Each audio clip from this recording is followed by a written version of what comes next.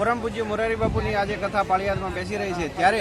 અહીંયા ટ્રાફિકને લગતું પ્રદર્શન છે એ બોટાદ પોલીસ અને સુરક્ષા સમિતિ દ્વારા અહીંયા યોજવામાં આવ્યું છે અને આ પ્રદર્શનની અંદર કાલ રાતથી લઈ અને આજે પહેલો દિવસ છે છતાં પણ 4 થી 5,000 લોકોએ આ પ્રદર્શનને નિહાળ્યું છે। 9 દિવસની અંદર લગભગ 1.5 લાખ લોકો આ પ્રદર્શનને નિહાળશે, જેમાંથી લોકોને અકસ્માતથી બચી શકાય અને કેવી રીતે બચી શકાય એની માહિતી છે। બોટાદ જિલ્લો છે જનરલી